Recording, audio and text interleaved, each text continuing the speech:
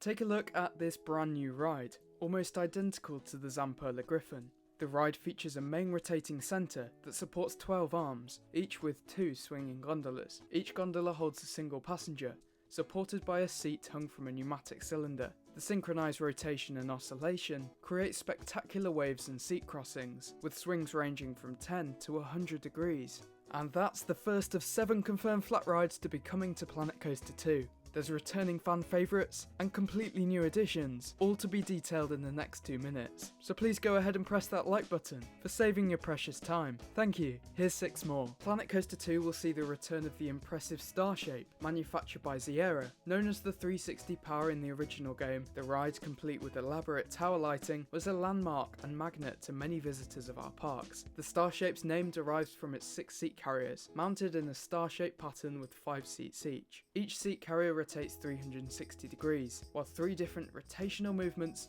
spin the passengers around with their legs dangling freely. When the gondola cross comes to a halt, at the end of the 28 metre long main mast, the gondola rotates a full cycle. Passengers are able to have a bird's eye view of the entire park and the surrounding landscape. The main mast then nosedives while rotating around its own axis. Next up, it's a ride based off the New England Sky Screamer at Six Flags New England. The motion of the Starflyer by Funtime Rides is similar to the chair swing type of ride that's been around for decades, except with one difference: altitude.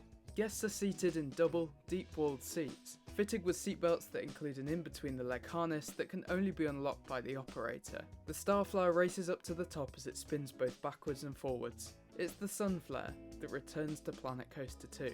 We've seen a hubless observation wheel, much like the world's first centerless Ferris wheel, Big O, at Tokyo Dome City in Japan. The wheel is stationary and acts more like a track for the gondolas to move around. Tokyo's largest roller coaster, Thunder Dolphin, even passes through the centre of this wheel's 60 metre diameter. Teacup rides have been a well-established standard for many years at theme parks, although the teacup rides in Planet Coaster 1 took a little too much inspiration from the most famous Mad Tea Party rides in Disneyland. So it's good news that this Planet Coaster 2 returning ride system will feature a more generic design whilst enabling the addition of custom scenery.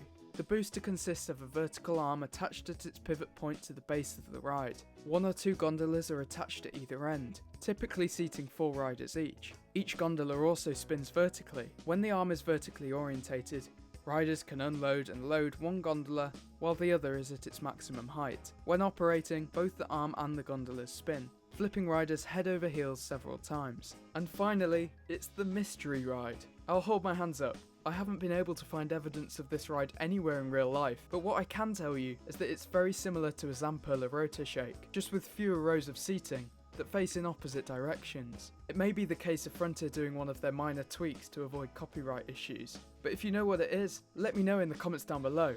It's now time to look at all of the coaster types so far confirmed for Planet Coaster 2. This is just the video you need.